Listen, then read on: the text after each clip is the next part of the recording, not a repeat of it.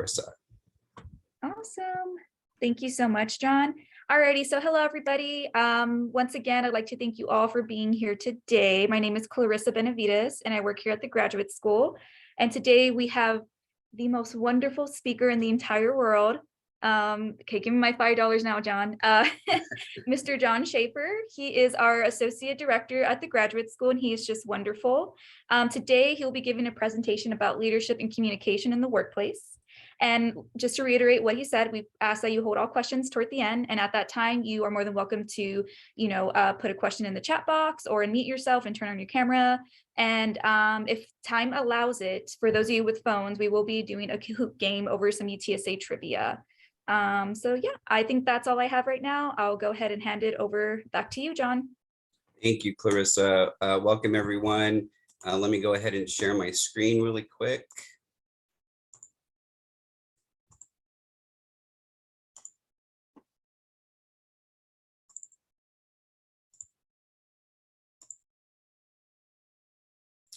So this is leadership and communication, and I like to call it the power of the spoken word. So before I get into everything, I did want to first, as I try to move things so I can see my screen, talk about this quote, which is, you have something important to say, so make sure you have faith in your voice. And this is going to be a common theme throughout the presentation. But what I would like you to do in the chat, if you would, for me, is the first question I have for you, you can say yes or no. Do you consider yourself, or if not, you can also say not sure, maybe. Do you consider yourself an effective communicator? So you can put that into the chat. Oops.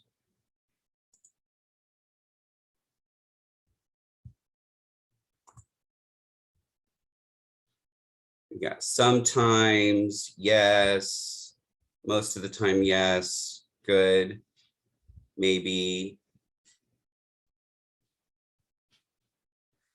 And my second question is, so I think we have probably a good, probably 50-50 split of yes, and then possibly, or depending on the situation, is my guess. So the other question I have for you, you can also put this in the chat, same answers, yes, no, or maybe, or not sure. Do you consider yourself a leader?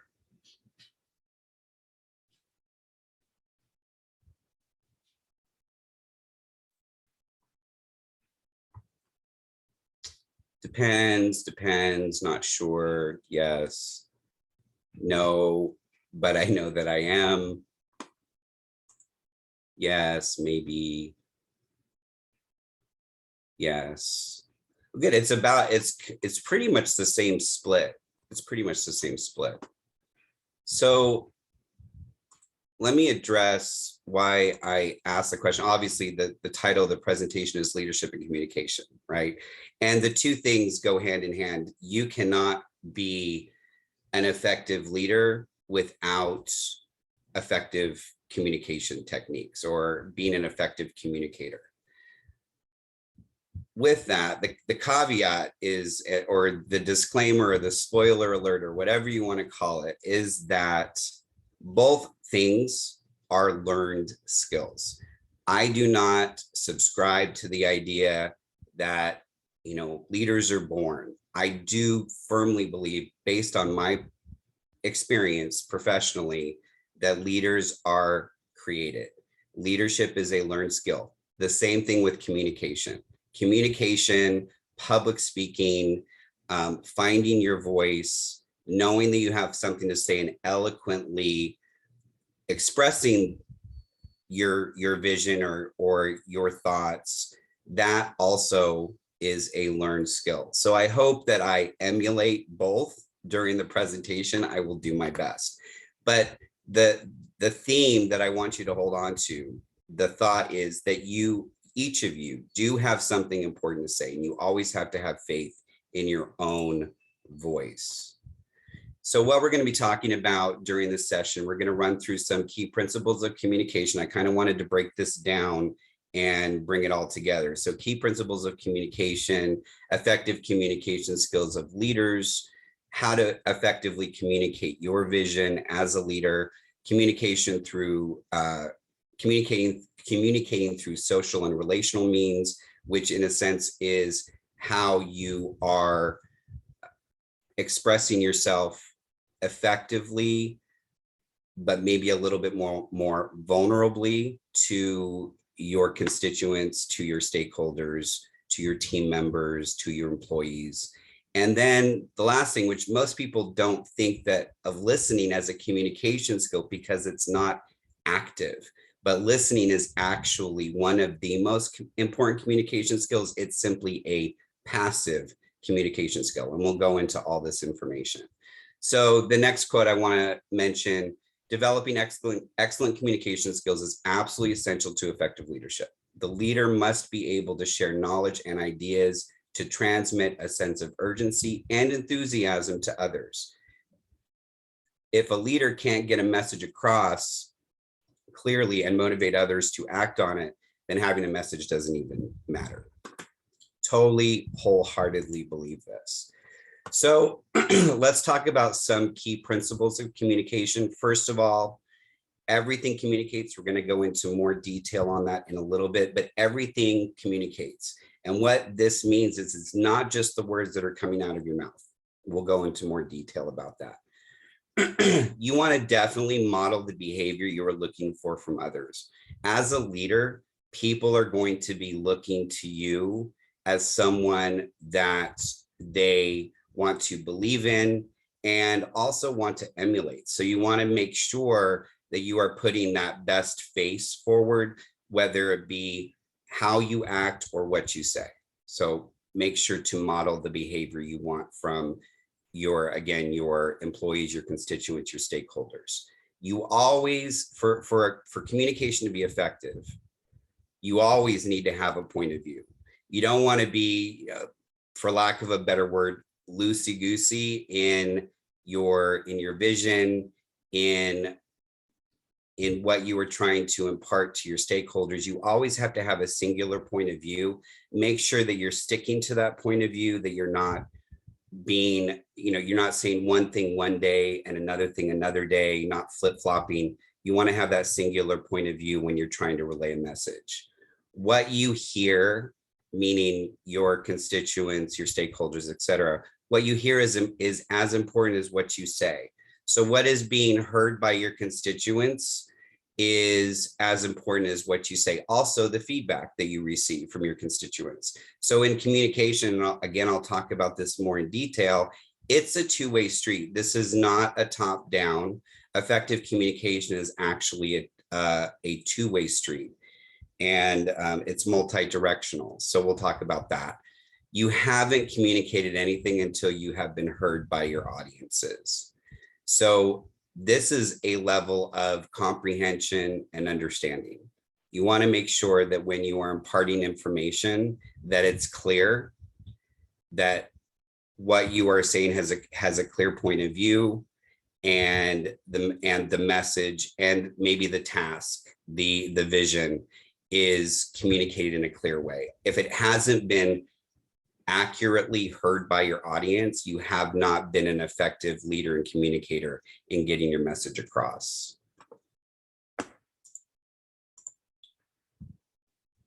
Both communication, key principles of communication, they both end in TION, but there's a big difference between information and communication. Information is, in my feeling, it's what's sent out via email. It's what you see on social media. It's what you see via the news. That's information. Communication, as I said before, is a two-way street. It's a back and forth relaying of messages, and both people have to be active communicators and active listeners. But so there is a big difference between relaying information and actually communicating. You also want to make sure you are communicating courageously. Don't be to be an effective leader, you have to be courageous. To be an effective communicator as a leader, you need to be courageous. You need to make sure that you have a commanding stance, that what you're saying is really resonating with your audience. And so that's where we're talking about communicating courageously. Always remember you are competing for attention. I mean, the amount of messaging that we as a single person receive every day is so much because of the access with our smart devices. So we are getting so many different messages on so many different platforms.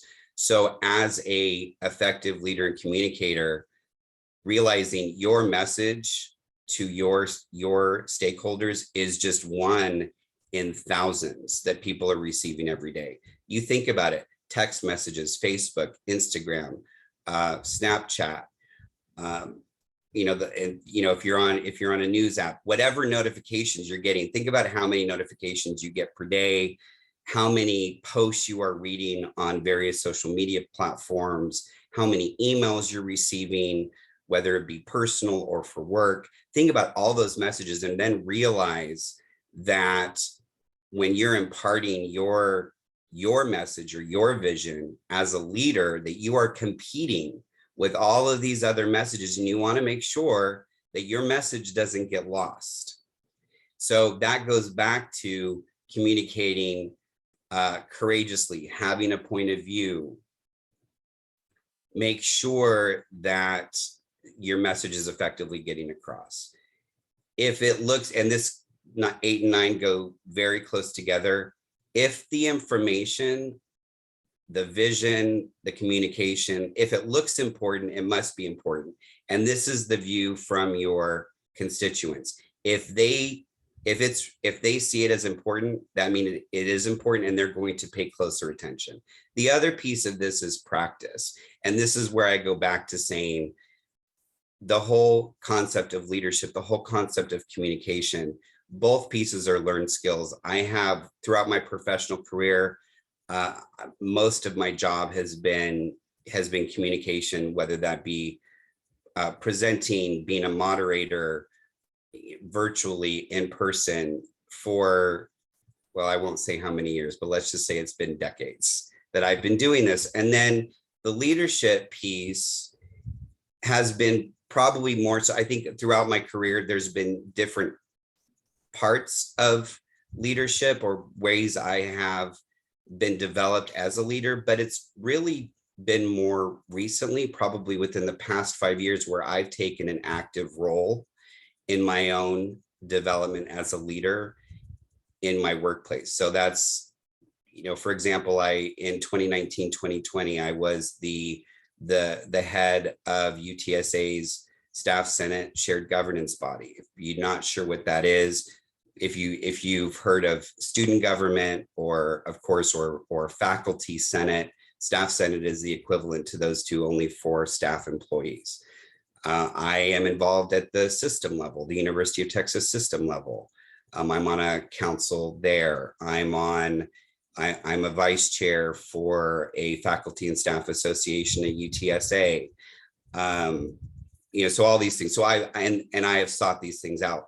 Point being, anything having to do with leadership and communication, because they are learned skills, takes practice, and you have to take part in your own development. You being in these sessions that Clarissa has wonderfully put together is part of that. I think in October, part of the professional skills series will be a public speaking session, which goes hand in hand with this, because that's a big part, obviously a big part of communication. So think about all those things as we move forward. Lee Iacocca says you can have brilliant ideas, but if you can't get them across, your ideas won't get you anywhere. Again, clarity of message, making sure that your information is concise, and making sure that your stakeholders and your constituents, your employees, your team members, that they understand exactly what knowledge, what information you are you are expressing to them. So one of the things that we talked about at first that I wanted to go into a little bit more detail is the concept that everything in fact communicates. When you are giving a message, you think about leaders of organizations or companies. You can look at our president of the university, Dr. Amy. You can look at other leadership, whether that be, the heads of our shared governance bodies, like your student body president or student government president, et cetera. Anytime any of these people are speaking, realizing that everything, not just your words, everything communicates. When you're relaying a message, 55% of word meaning is actually in the facial expression. So when you're communicating, most of the message that's being relayed to them is your facial expression and how you're relaying. So what do you want to do? You want to look bored? Do you want to roll your eyes? Or do you want to look commanding, and do you want to look in charge?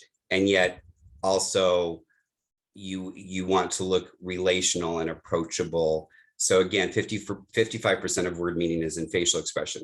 38% of the message is how the words are said. So it's how the words are put together, how you're expressing yourself. And only 7% of a message, as far as effective communicate everything, or as far as everything communicates, only 7% is the actual words spoken. So what you are saying. So people are looking, over 50% of your message, people are looking at your body language. Close to 40% is how you are relaying that message. And then 7% is actually the words that are coming out, the exact words that are coming out of your mouth. So to break this down a little bit more, the verbal and the nonverbal, you want to make sure to pay attention as a leader and communicator, pay attention to the nonverbal cues that accompany your message. Again, facial expressions. This is all body language, hand motions, body posture, eye movements. Again, if we break this down with the eye movements, as I mentioned before, you don't want to be rolling your eyes or possibly look bored or constantly looking to the side, not making eye contact with the people that you're presenting to. Obviously, this is far easier in person than it is virtually, because virtually, like for example, what I'm doing right now, I'm speaking to a screen and I really can't see anybody. So I can't make eye contact with anyone, but I want to make sure that when I'm presenting, that I'm looking engaged, that I'm looking interested in what I'm saying, that I sound interesting in what I'm saying, but that I'm making sure that everything having to do with my body language is portraying someone confident, someone who wants to make sure that you're listening to what I have to say, that I'm interested in what I have to say. I mean, I'm very passionate about both communication and leadership. So I want to make sure that comes across in what I'm sharing. So you also want to match the nonverbal to the verbal. So make sure that as you're speaking and you're expressing this very positive leadership type body language, that the verbal piece is matching the nonverbal. So you need to make sure that both are working in tandem. So the words that are coming out of your mouth and the way that you're presenting yourself needs to be courageous. We talked about being courageous, needs to be looking, you want to look like that leader. You want to look trustworthy. You want to gain respect. You want to be engaged, but you need to match both pieces together. All of this, if you look at the verbal and the nonverbal, and you're matching the verbal to the nonverbal, ultimately at the end of the day, after you have relayed your message, your communication, it's going to create a sense of believability and trustworthiness. And not just, I mean, and it's true. I mean, you don't want to put out anything false, but ultimately by doing this, you will create believability from your constituents, and they will trust you because they are seeing you as the authority in what you're communicating.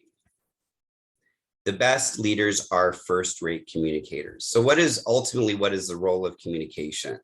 So as I said earlier, effective communication goes in all directions. Thinking that effective communication is a top-down singular modality is not effective. And the reason is if you're communicating but not listening to the feedback of your constituents, your stakeholders, your employees, then you're not 100% sure that your communication, your vision, the mission you're sending your employees out on is being received effectively. And honestly, lack of effective communication is cited as a contributor to the failure of any effort. If what you're getting across is not being understood, then you've had a communication breakdown. And you think about the role of communication in any relationship, professionally or personally. Communication is oftentimes, or lack of communication or lack of effective communication is going to be the contributor to a failure in relaying of the message. The communication is also a very complex process. So when you are planning, which we'll talk about, when you're planning your message, you need to make sure that you are planning it carefully, that the management of the message is planned carefully. And at the university as a whole, we often get emails from, I'll use President Amy again as an example, and we receive consistent communications from leadership at the university about, in a sense, the current or overall state. We call it state, not state of the university. So whatever various issues are going on. So for example, when UTSA was named Carnegie Classification Research 1 University, that communications goes out. Dr. Amy does not sit in a vacuum and quickly type out a message or an email in 5 minutes and then shoot out to the entire university. The communication plan is thought about. He has his people that put it together. The communication plan is managed, and then it's sent out via email, via social media, etc. And you also want to make sure, of course, with the planning and management of the communication piece, that there is a clarity and consistency of the message. You want to make sure that the message is understood, and you want to make sure that the message is consistent. Especially if it's something that you're looking at, maybe it's a project or a new initiative that's happening over time. You want to make sure that your message as the head, as the leader, as the primary communicator, that your message remains consistent if we're looking at longevity of some type of program or initiative. So let's look at some barriers to communication. This is where we look at contributors to failure. One is, if we think of communication as dialogue, or if we think of communication as a monologue, not a dialogue. Again, two-way street. We are not only relaying the message, but we're listening for the feedback. If there's a lack of respect by either party, this again goes back to creating that level of trustworthiness. Lack of trust, poorly defined purpose. Again, that goes back to your communication not being adequately defined. Failure to use the best communication medium. You always have to consider when you are, and we even do this in the graduate school, when we're looking at promoting a program or an event or a resource or an initiative or a funding opportunity. We and this lies somewhat with our marketing or communication manager, but she doesn't create things in a silo. She's working with the constituents within the graduate school that are that are putting out the message? Which team is doing it? Or is it the graduate school overall? Is it the dean that's sending out the message? And so they're considering, what is the best medium for this specific message? Is it going to be email? Is it going to be in person? Is it going to be social media? Is it going to be a combination of mediums that we're wanting, and how we're wanting to get this message out? And then again, this goes back to the planning and the management of the communication, let's say, campaign. Another barrier is that you have made an assumption that a message has been received. Again, don't make assumptions. Make sure that you have that clarity. Make sure you're listening for that feedback. If you receive feedback that something that you were suggesting or communicating was unclear, you need to go back to the drawing board, figure out what wasn't clear, and then deliver the message again. I'm going to talk about emotions, ignored emotions, a little bit later, so I'm not going to go into a lot of detail about that. Failure to level of understanding, that goes right along with assumption of message received. You want to make sure that, again, your message is clear, that everyone is receiving the message, and that the feedback you're receiving tells you that, in fact, they did correctly understand the communication or the message. And then, of course, intimidation. That's a leadership style. If there have been leaders, or there are leaders, or you have known leaders that use intimidation tactics as a leader and communicator, all that does is it immediately diminishes trust. It immediately diminishes respect, and people will stop listening to you, because there is, once you've lost respect, once you've lost trust by your employees, it doesn't matter what you say. No one is going to listen to you or even take you seriously. The task of leadership is to communicate clearly and repeatedly the organization's vision, all with the intent of helping every person involved understand what work needs to be done and why, and what part the individual plays in the overall effort. As a leader, you want to make sure everyone feels like they're a part of this, every constituent. Going back to President Amy, when he is giving a state of the university address, or when he's talking about a new initiative, or even UTSA football, it's to make sure that everyone in the organization is buying into what is UTSA, right? And the new slogan is UTSA's bold promise, the bold initiative.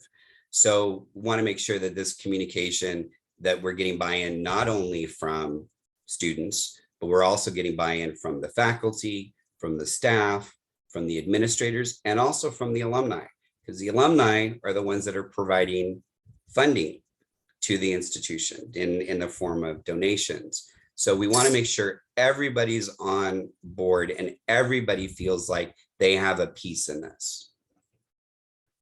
So how are we communicating your vision? There's 5 pieces to this. One is prepare how you will communicate. So again, there's that planning piece to a communication plan of a vision, of an initiative, of a program. So prepare how you're going to put this out. It's not just going to be maybe a simple email. This may be a full communication campaign where there's, again, in person, maybe a video on YouTube, social media posts, emails. The email may change depending on your audience. An email to alumni may look different than an email to employees. An email to employees may look different than an email to students, using, again, President Amy as an example. But you want to make sure you prepare. Then, of course, there's delivering the message. The message goes out, right, in all of these different forms. The message is received by all of the different stakeholders. Then you need to make sure that the message was effective through listening for feedback. That's what, this is a different type of listening, but you do need to listen for feedback from your constituents. Depending on the feedback, everything may be able to go forward as is. You continue, everything looks good, or you need to listen to, you need to evaluate and then possibly take corrective action in how you were communicating and maybe make some adjustments. Making sure when you are communicating your vision, it's clear and concise. Oftentimes, an initiative, a vision, it doesn't need a lot of words. It doesn't not necessarily need to be very verbose. As I said, the new slogan for UTSA is the bold promise that UTSA offers. And they've used this bold idea throughout different programs, and they've called things bold beginnings and bold this and bold that. And that's the theme of UTSA. There was a theme a long time ago that was come here, go far. This was back, I think, when I was a student at UTSA. Then there was more recently, before the bold promise, there was the We Are campaign. We are UTSA, we are San Antonio, we are engineering, we are architects, we are postdocs, we are researchers. I mean, it went on and on and on and on for a number of years. And usually a campaign like that will last anywhere from 5 to 10 years. And then they move on to the next one. But you want to make sure that it is clear and concise, that you're getting your message across, that it does resonate, obviously, with your audience and stakeholders. Oftentimes, when you're putting out any type of communicating a vision, like, for example, bold promise, the university or an organization will put together a focus group to see what resonates with people. That's, I was a part of the We Are campaign for that. What resonates with your audience as you're trying to put this message together, this communication together. Make sure that your concepts are not complicated, and make sure that you are relaying this message in a few phrases. It does not have to be some lengthy State of the Union speech, right? You need to make sure that it's impactful, that it's concise, and that it's clear. And also realize that when you're communicating your vision, it is multimodal.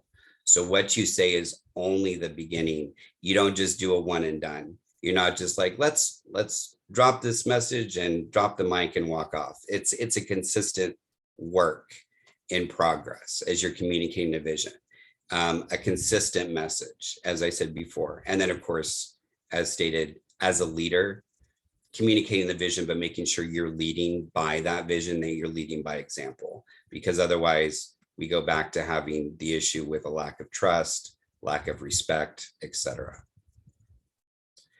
So I wanted to use this, and I've used a similar image in some of my public speaking sessions or putting together presentations. This is what I'm when we're talking about clear and concise, few concepts, realizing that you don't have to do a lot to relay as a leader to relay a concept. You just have to make sure it's hitting the mark. So this image alone can support a number of various types of visions for, let's say, for a company or an organization or a team.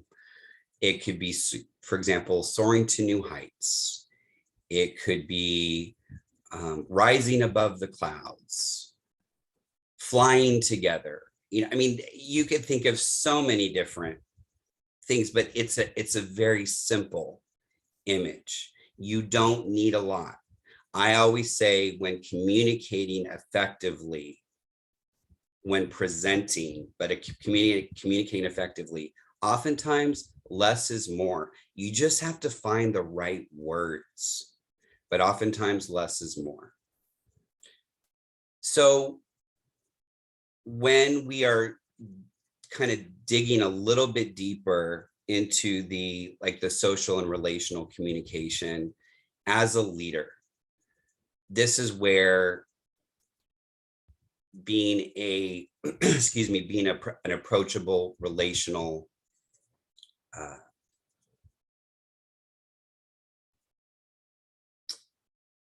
think also vulnerable leader is good, because you want to make sure people know that you're not out of, that your stakeholders, that you want to make sure that they know you're not out of reach. So for a social relational leader and communicator, what are the characteristics? First of all, a lot of it is intuitive and thinking with your gut, which I think is really important for leaders in general, is to really think about what you're wanting to do as a leader, making sure that vision is clear and realized. But oftentimes going with your gut is a good thing. You want to also make sure that you consider how decisions affect your constituents. How are your decisions affecting other people? And this again is going to make sure that, as a leader, whether, if you're a transparent leader and you're including everyone in the process of your leadership decisions and the way you're communicating, is that this will bring along a lot of respect, a lot of trust, if people truly believe that you are the type of leader that does take your employees into consideration. Make sure that your communication is collaborative, that you are collaborative and take a team focused approach. On a totally side note, and I'm not, this is not I'm not promoting myself. I do a blog, and it's personal. It's not professional. It's a personal blog, and I'm not going to send you the link to it or anything. But I did want to, on a recent one, I was talking about leadership, and this is everything's from my perspective, obviously, on my blog. And one of the things that I said is, sometimes what leaders forget is that it's all about we, not about me. And I think that's where collaboration and a team-focused approach comes in, is you always have to remember that it is not all about you as the leader. It's about your organization, and it's about the people that are working with you or for you. That making sure that there's that buy-in and that you're in this together. Definitely a collaborative, team-focused approach. Desire to work through interpersonal relationships. Obviously, in a professional setting, interpersonal relationships can only or should only go so far, but you do want to make sure that your employees know, whether it's, that a little bit about them, that you are taking an interest in them as a leader. Ability to connect ideas to and work to your people. And that is part of it, is just a business model, obviously a good business model.